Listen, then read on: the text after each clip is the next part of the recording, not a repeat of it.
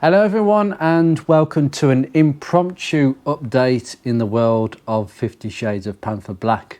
Now, I'm going to follow up after the video where I finished the reconditioned steering rack, assembly, front subframe, bottom arms, the works. Exactly the way I'm used to working in systems and doing things as thoroughly as possible and doing as much homework as you can. However, even then, there are problems, and there are always teething problems. And I do say it to myself, sometimes there's just one little thing. And unfortunately, with this steering rack, one little thing is enough to basically make me reverse everything I've done, get it all off, and then sort something out.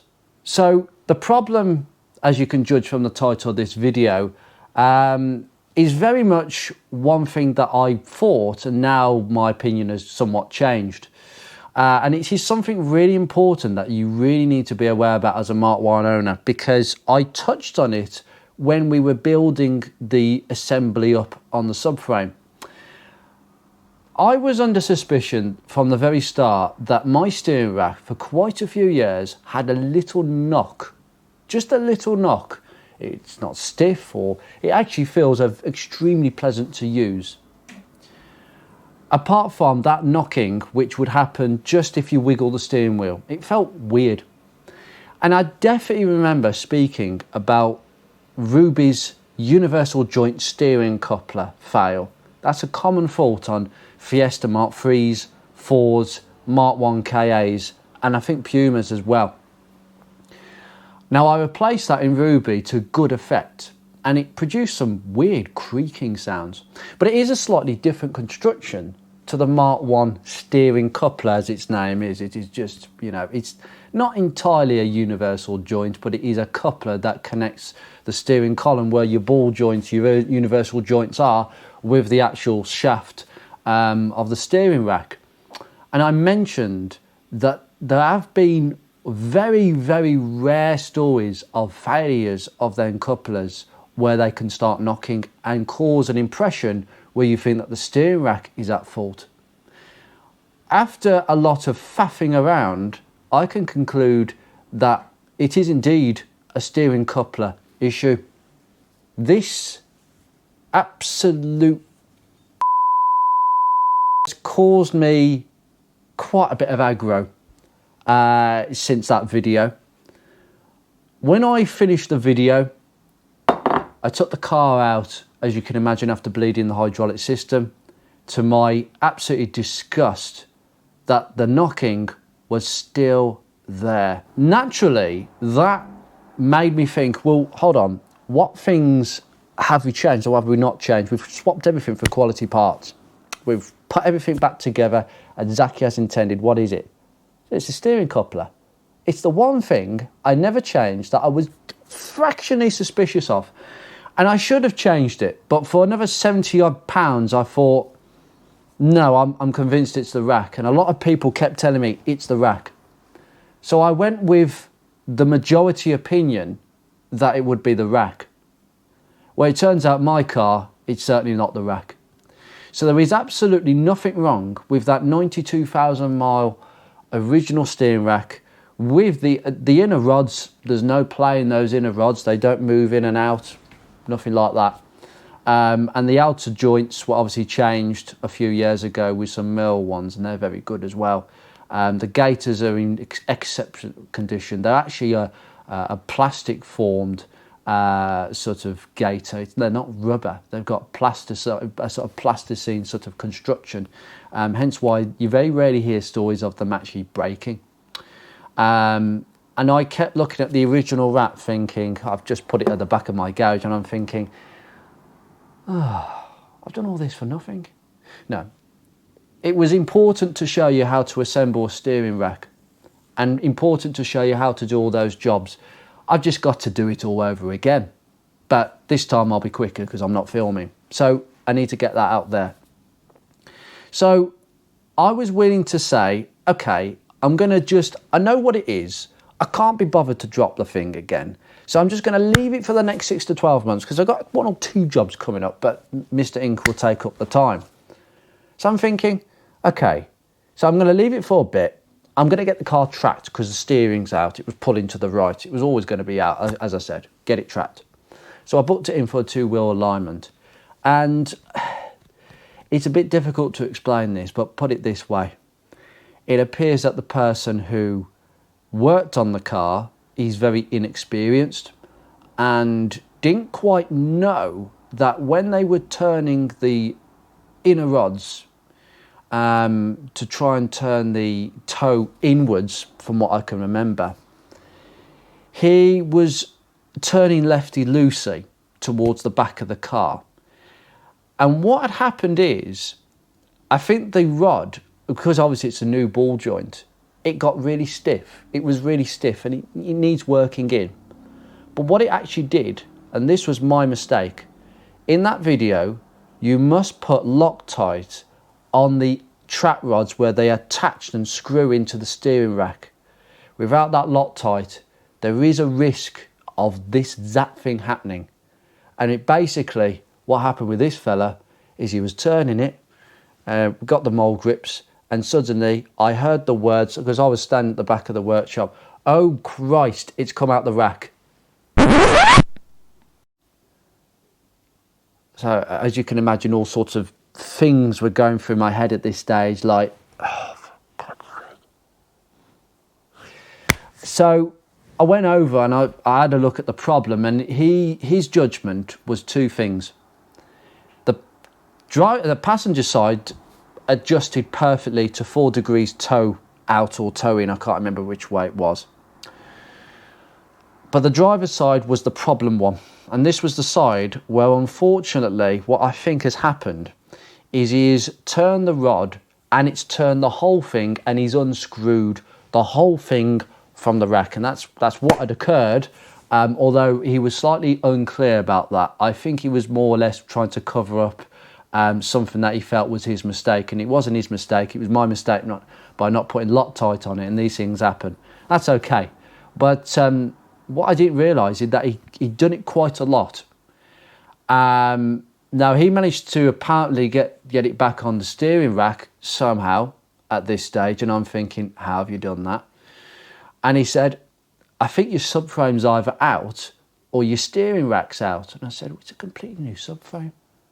I mean, we looked at the lining holes for the subframe and they were perfect. I wouldn't have finished that job in front of the camera if I'd have seen that it was off. And in any way, you would struggle to get those back 4 subframe bolts in if the alignment is off. I'll make that very clear. So it's not the subframe. What is it? Well, in his opinion, that the steering rack was sitting more to the passenger side, not the driver's side. I'm like, unless the company that made the subframes welded those bosses that you put the bolts for the steering rack into and they welded them too far to the right, that'd be a bit of a bummer. I'm not sure about that. And then somebody else pointed out that the steering rack was sitting very close to the subframe and told me that I need special washers, which is completely incorrect because they just sit on the rubber bushes and there was nothing wrong with them. Although I did make a judgment note that with that reconditioned steering rack, the bottom bolt for the engine mount that goes upwards, the short bolt, was touching the rack. Now, after a bit of faffing, I've realised that the original rack was about 1 millimetre away. So for some reason, that reconditioned rack isn't sitting correctly. And I've got a feeling there's a problem with the bushing. So I've made my mind up based on a few things, and I'll come to that. But the next part of that story is this fella, he's told me to go away, and I'm thinking, Christ, I've got a bad subframe. They've sold me a dodgy subframe, quality control. This is really bad. This stuff happens all the time, but why is he saying he can't track it up and he's saying he hasn't got enough rod? I'm now at the opinion that he was winding it out, and his inexperience suggested that he didn't know how it was. He admitted himself he didn't know underneath the rubber gaiter how it all goes together. And I think from that, I've realised he didn't realise until it was too late that he was winding the whole thing off the steering rack. Hence why it wouldn't track. So as far as I'm concerned, I'm not concerned about the subframe. I think the subframe's absolutely fine. However, I do believe that the original steering rack seems to sit better. And I'll come to that as well. But anyway, there's me thinking, great, lovely. But they weren't going to charge me. Fantastic. I was pleased about that. So because it was an incomplete job, obviously. So I'm reversing back out. And I'm like, oh, flipping it, this steering's a bit funny. And I turn the steering wheel, and then all I hear was one tyre turning, the passenger side, and the front driver's wheel continued to be straight. Oh, bummer. And the whole thing popped off right in front of him. Absolute disaster. So there was my car outside the workshop, the tyre place, stranded in the middle of the road. And there we are. We've got to try and get it back on. My God, it was a mess. Grease everywhere. And here's me thinking, you were going to, that fella was going to leave me. He must have known that he'd only just wound that inner rod back on so many threads. And yet he was prepared for me to drive out that door with steering like that. And that could kill me. And I'm thinking, you absolute idiot. Anyway, subjective. We got it screwed back on properly. They couldn't put the boot on because this is where they started to tell me that the subframe was the steering rack was sitting too low, can't get the boot back over.